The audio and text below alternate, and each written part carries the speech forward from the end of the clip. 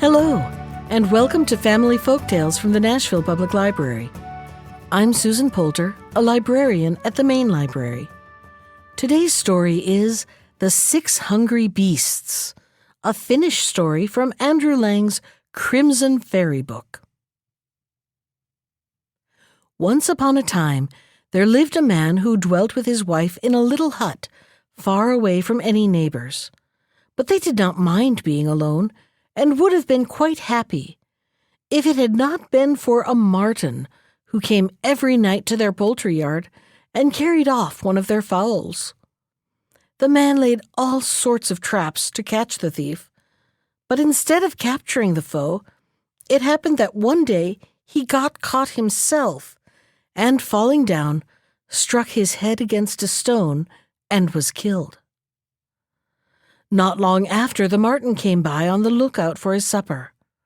Seeing the dead man lying there, he said to himself, "That is a prize. This time I have done well." And dragging the body with great difficulty to the sledge which was waiting for him, drove off with his booty. He had not driven far when he met a squirrel, who bowed and said, "Good morning, godfather. What have you got behind you?"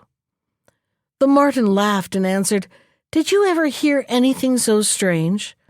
The old man that you see here set traps about his henhouse, thinking to catch me, but he fell into his own trap and broke his own neck. He is very heavy. I wish you would help me to draw the sledge." The squirrel did as he was asked, and the sledge moved slowly along. By and by, a hare came running across a field, but stopped to see what wonderful thing was coming. "What have you got there?" she asked, and the marten told his story and begged the hare to help them pull. The hare pulled her hardest, and after a while they were joined by a fox, and then by a wolf, and at length a bear was added to the company, and he was of more use than all the other 5 beasts put together. Besides, when the whole 6 had supped off the man, he was not so heavy to draw. The worst of it was that they soon began to get hungry again, and the wolf, who was the hungriest of all, said to the rest, "What shall we eat now, my friends, as there is no more man?" "I suppose we shall have to eat the smallest of us," replied the bear, and the marten turned round to seize the squirrel, who was much smaller than any of the rest. But the squirrel ran up a tree like lightning, and the marten, remembering just in time that he was next in size, slipped quick as thought into a hole in the rocks. "What shall we eat now?" asked the wolf again when he had recovered from his surprise. "We must eat the smallest of us," replied the bear, stretching out a paw towards the hare. But the hare was not a hare for nothing, and before the paw had touched her, she had darted deep into the wood. Now that the squirrel, the marten, and the hare had all gone, the fox was the smallest of the 3 who were left, and the wolf and the bear explained that they were very sorry, but they would have to eat him. Michael, the fox, did not run away as the others had done, but smiled in a friendly manner and remarked, "Things taste so stale in a valley. One's appetite is so much better up on a mountain." The wolf and the bear agreed, and they turned out of the hollow where they had been walking and chose a path that led up the mountainside. The fox trotted cheerfully by his 2 big companions, but on the way he managed to whisper to the wolf, "Tell me, Peter, when I am eaten, what will you have for your next dinner?" This simple question seemed to put out the wolf very much. What would they have for their next dinner? And what was more important still, who would be there to eat it?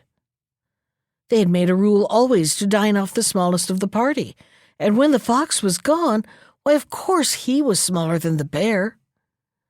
These thoughts flashed quickly through his head, and he said hastily, "Dear brothers, would it not be better for us to live together as comrades, and everyone to hunt for the common dinner?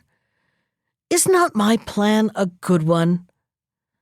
"It is the best thing I have heard," answered the fox, and as they were 2-1, the bear had to be content, though in his heart he would much have preferred a good dinner at once to any friendship.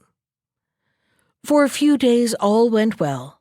There was plenty of game in the forest, and even the wolf had as much to eat as he could wish. One morning the fox was, as usual, going his rounds when he noticed a tall, slender tree, with a magpie's nest in one of the top branches. Now the fox was particularly fond of young magpies, and he set about making a plan by which he could have one for dinner. At last he hit upon something which he thought would do, and accordingly he sat down near the tree and began to stare hard at it. "What are you looking at, Michael?" asked the magpie, who was watching him from a bough. "I'm looking at this tree. It has struck me what a good tree it would be to cut my new snowshoes out of." But at this answer the magpie screeched loudly and exclaimed, "Oh, not this tree! Dear brother, I implore you! I have built my nest on it, and my young ones are not yet old enough to fly." "It will not be easy to find another tree that would make such good snowshoes," answered the fox, cocking his head on one side and gazing at the tree thoughtfully. "But I do not like to be ill-natured. So if you will give me one of your young ones, I will seek my snowshoes elsewhere." Not knowing what to do, the poor magpie had to agree, and flying back with a heavy heart, he threw one of his young ones out of the nest. The fox seized it in his mouth and ran off in triumph, while the magpie, though deeply grieved for the loss of his little one, found some comfort in the thought that only a bird of extraordinary wisdom would have dreamed of saving the rest by sacrificing the one. But what do you think happened? Why, a few days later, Michael the fox might have been sitting under the very same tree, and a dreadful pang shot through the heart of the magpie as he peeped at him from a hole in the nest. "What are you looking at?" he asked in a trembling voice.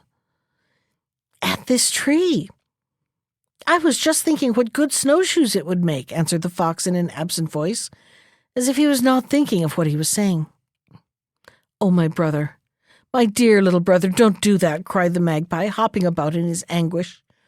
"You know you promised only a few days ago that you would get your snowshoes elsewhere."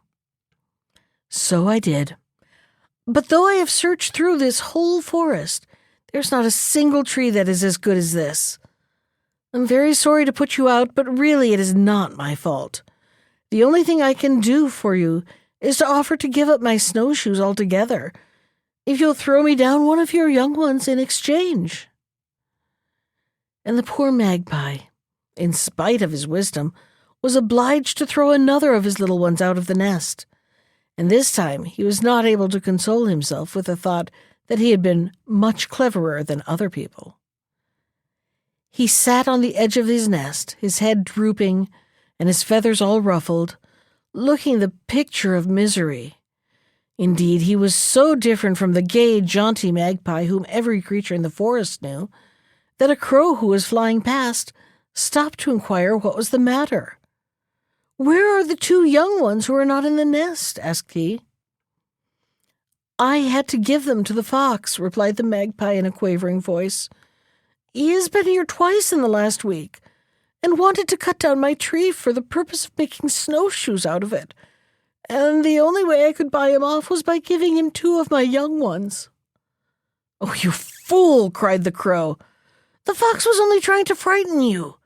He could not have cut down the tree, for he has neither axe nor knife. Dear me, to think that you have sacrificed your young ones for nothing. Dear, dear, how could you be so very foolish?" And the crow flew away, leaving the magpie overcome with shame and sorrow. The next morning, the fox came to his usual place in front of the tree, for he was hungry, and a nice young magpie would have suited him very well for his dinner. But this time there was no cowering, timid magpie to do his bidding, but a bird with his head erect and a determined voice. "My good fox," said the magpie, putting his head on one side and looking very wise, "my good fox, if you take my advice, you will go home as fast as you can. There's no use your talking about making snowshoes out of this tree when you have neither knife nor axe to cut it down with." "Who has been teaching you wisdom?" asked the fox, forgetting his manners in his surprise at this new turn of affairs. "The crow who paid me a visit yesterday," answered the magpie. "The crow, was it?" said the fox. "Well, the crow had better not meet me for the future, or it may be the worse for him." As Michael, the cunning beast, had no desire to continue the conversation, he left the forest, but when he came to the high road, he laid himself at full length on the ground, stretching himself out, just as if he was dead. Very soon he noticed out of the corner of his eye that the crow was flying towards him, and he kept stiller and stiffer than ever, with his tongue hanging out of his mouth.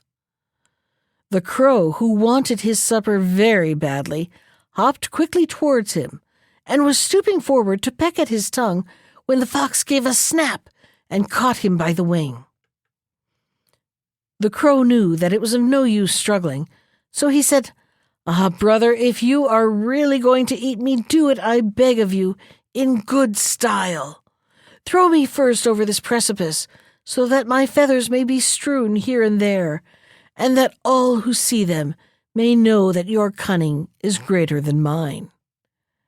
This idea pleased the fox, for he had not yet forgiven the crow for depriving him of the young magpies.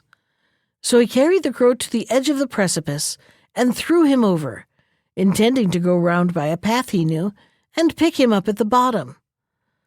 But no sooner had the fox let the crow go than he soared up into the air, and hovering just out of reach of his enemy's jaws, he cried with a laugh, "Ah, fox, you know well how to catch, but you cannot keep." With his tail between his legs, the fox slunk into the forest. He did not know where to look for a dinner, as he guessed that the crow would have flown back before him and put everyone on their guard.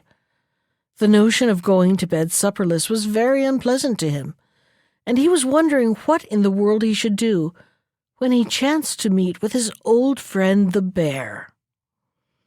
This poor animal had just lost his wife, and was going to get someone to mourn over her, for he felt her loss greatly. He had hardly left his comfortable cave when he had come across the wolf, who inquired where he was going. "I am going to find a mourner," answered the bear, and told his story. "Oh, let me mourn for you," cried the wolf. "Do you understand how to howl?" said the bear. "Oh, certainly, godfather, certainly," replied the wolf. But the bear said he should like to have a specimen of his howling, to make sure that he knew his business. So the wolf broke forth in his song of lament. "Hoo, hoo, hoo, hum, ho," he shouted, and he made such a noise that the bear put up his paws to his ears and begged him to stop. "You have no idea how it is done. Be off with you," he said angrily. A little further down the road, the hare was resting in a ditch, but when she saw the bear, she came out and spoke to him, and inquired why he looked so sad. The bear told her of the loss of his wife, and of his search for a mourner that could lament over her in the proper style. The hare instantly offered her services, but the bear took care to ask her to give him a proof of her talents before he accepted them. "Pooh, pooh, pooh, pum, pooh," piped the hare. But this time her voice was so small that the bear could hardly hear her.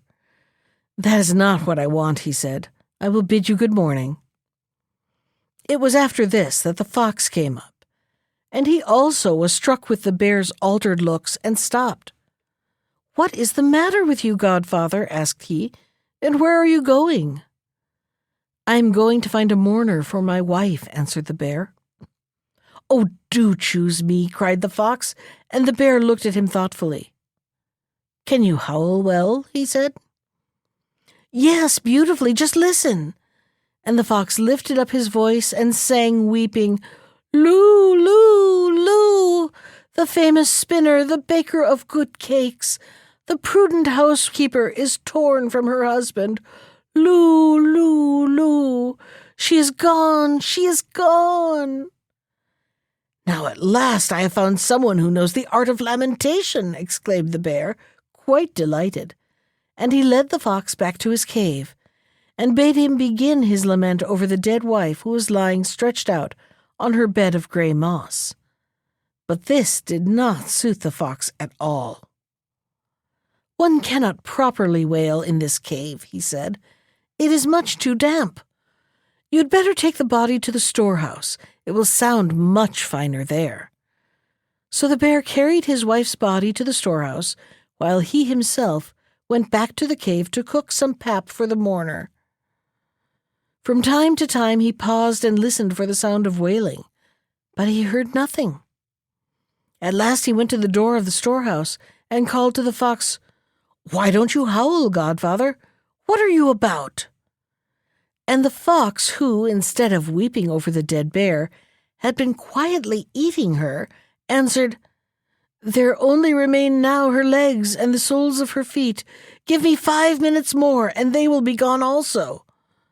When the bear heard that, he ran back for the kitchen ladle to give the traitor the beating he deserved. But as he opened the door of the storehouse, Michael was ready for him, and, slipping between his legs, dashed straight off into the forest. The bear, seeing that the traitor had escaped, flung the ladle after him, and it just caught the tip of his tail. And that is how there comes to be a spot of white on the tails of all foxes. That was The 6 Hungry Beasts from Andrew Lang's Crimson Fairy book. Special thanks to Ginger Sands for our theme music.